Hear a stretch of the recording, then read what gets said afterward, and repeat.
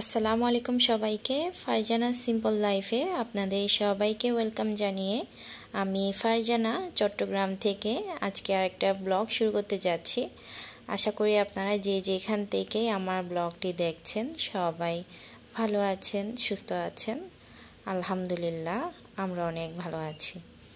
সকাল থেকেই ব্লগটা শুরু করেছি। তো সকালের জন্য নাস্তা বানিয়ে নেব। এখন বাজে 7টা।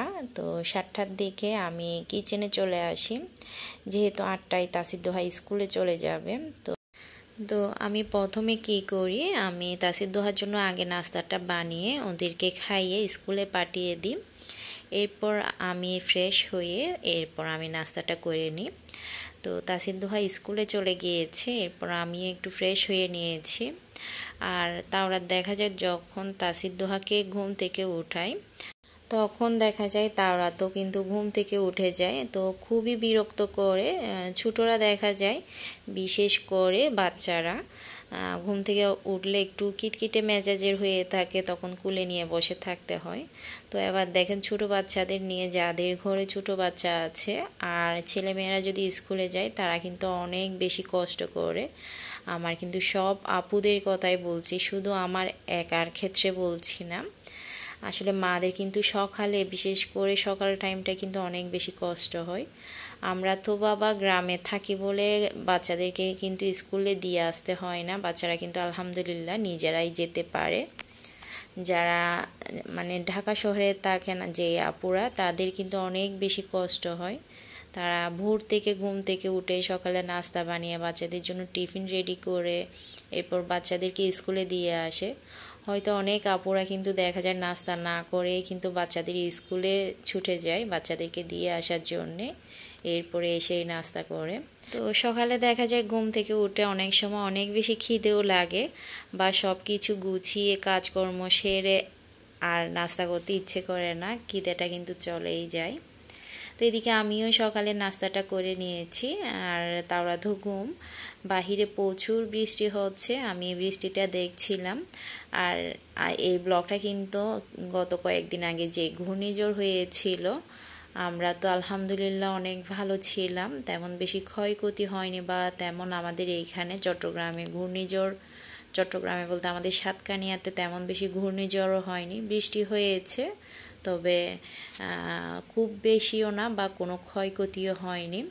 তো উত্তরবঙ্গে কিন্তু অনেক মানুষ দেখা গিয়েছে প্রচুর ঘূর্ণিঝড় হয়েছে, ওনাদের অনেক বেশি জান মালের ক্ষয়ক্ষতি হয়েছে, যেটা কিন্তু পোষাতে ওনাদের হয়তো সারা জীবন লেগেও যেতে পারে।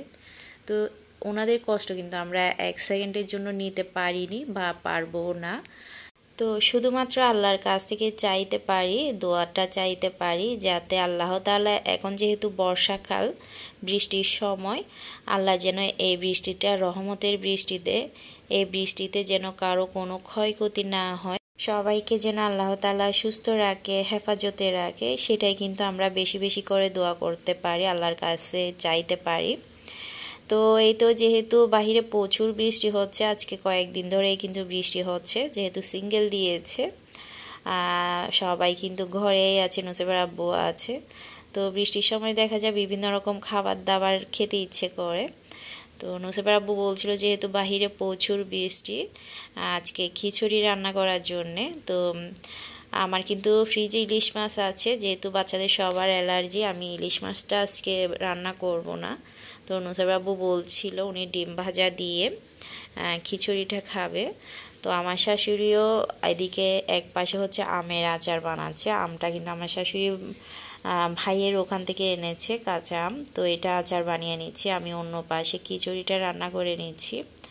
আর খিচুড়ি রান্না করতে দেখা যায় বেশিক্ষণ সময় লাগে না, আমি একটু যেহেতু সবজি দিয়েছি খিচুড়ির মধ্যে, বরবটি, আলু, কাঁকরোল এটাই দিয়েছি। তো আমি পেঁয়াজ, কাঁচামরিচ মশলার সাথে একটু সবজিটা একটু ভালো করে কষিয়ে নিয়েছি, যাতে সবজির কাঁচা একটা গন্ধ থাকে সেটা যেন খিচুড়ির মধ্যে না থাকে। এরপর আমি চাল ডাল দিয়ে একটু ভালো করে তেলের মধ্যে কষিয়ে নিয়েছি, যাতে খিচুড়িটা একটু ঝরঝরা হয়। আমি কিন্তু খিচুড়িটা খুবই সিম্পলভাবে তৈরি করি, বেশি মশলা দিই না। তো এদিকে আমার খিচুড়িটা রান্নাও হয়ে গিয়েছে, আর আমি ডিমটাও ভেজে নিয়েছি কাঁচামরিচ পেঁয়াজ দিয়ে। আর খিচুড়ির সাথে দেখা যায় এরকম ভাজা ডিমটাই কিন্তু খেতে ভালো লাগে বেশি। তো এদিকে আমি শসা কেটে নিয়েছি, আর আমার শাশুড়ি যেহেতু আমের আচার বানিয়েছে, বাচ্চারা তো আচার দিয়ে খিচুড়িটা খাবে। আর আচার বানালে দেখা যায় আমার ঘরে বেশি দিন থাকে না, তো আমার শাশুড়ি সাথে সাথে কিন্তু 2 ভাগ করে ফেলেছে। আমার ননদের জন্য 1 ভাগ করে ফেলেছে, আমাদের জন্য 1 ভাগ রেখেছে, যেহেতু দেখা যায় বাচ্চারা খেয়েই ফেলে। আর আমার ননদের মেয়েরাও কিন্তু আচারটা খুবই পছন্দ করে। তো যেহেতু খিচুড়িটা রান্না করেছিলাম, নুসাইবা কিন্তু খুব করে বলেছিল ইলিশ মাছ ফ্রাই করার জন্যে। তো তাওরাতের কিন্তু খুবই অ্যালার্জি হয়েছে আজকে কিছুদিন ধরে, ওর আব্বুরও। তো যেহেতু তাওরাত বুকের দুধ খাচ্ছে, ইলিশ মাছ খেলে দেখা যায় অ্যালার্জিটা একটু বেড়ে যায়।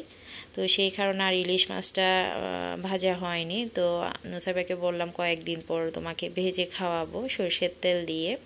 আর বাচ্চারা দেখা যায় এখনও যেহেতু ছোটো, যা বলি তা কিন্তু শুনে, তেমন বেশি বায়না ধরে না। তো এটা হচ্ছে সন্ধ্যার পর। আমার কয়েকদিন ধরে দেখা যাচ্ছে মিষ্টি খেতে ইচ্ছে করছিল। তো নুসাইবার আব্বুকে বললাম যে মিষ্টি খেতে ইচ্ছে করছে। তো নুসাইব আব্বু বললো তাহলে কিনে এনে তোমাকে খাওয়াবো মিষ্টি। তো কি মিষ্টি খাবো জিজ্ঞেস করছিল। তো আমি বললাম না, আমার ফ্রিজে অনেকগুলো দুধ জমে গিয়েছে, আমরা যেহেতু কয়েকদিন শহরে গিয়েছিলাম, তো দুধ জমা হয়েছিল। তো আমি বললাম যে ফ্রিজে যেহেতু দুধ আছে, আমি দুধ দিয়ে ছানা কেটে আজকে একটা মিষ্টি বানাবো। তো বাহিরে যেহেতু ঘূর্ণিঝড় হচ্ছে, প্রচুর বৃষ্টি হচ্ছে বাহিরে, বৃষ্টির সময় দেখা যায় এটা সেটা খেতে ইচ্ছে করে।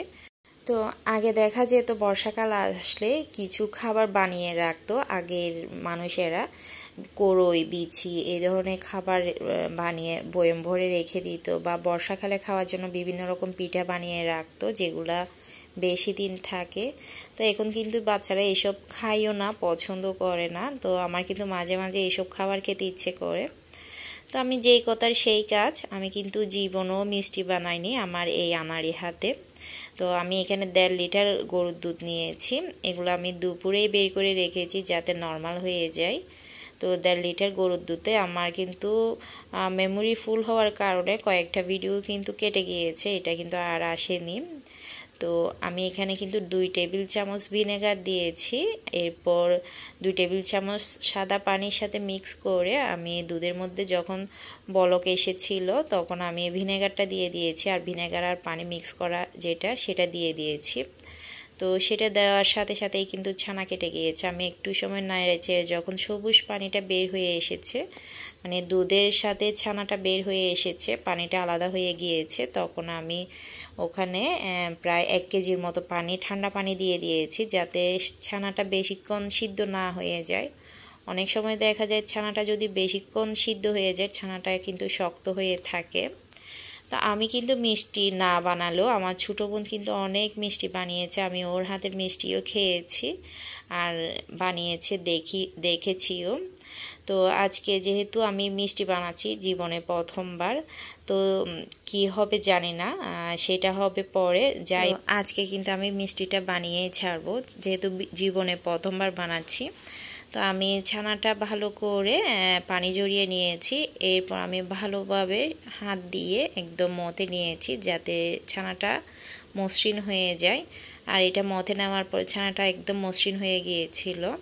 তো আমি এরপর একটা ফ্রাইং প্যানে দিয়ে চিনি মিক্স করে একটু ভালো করে নেড়ে চেড়ে নিয়েছি। আর যেহেতু কাঁচাগোল্লা মিষ্টি বানাবো, আমি ছানার সাথে 1 টেবিল চামচ কিন্তু ময়দাও দিয়ে দিয়েছি।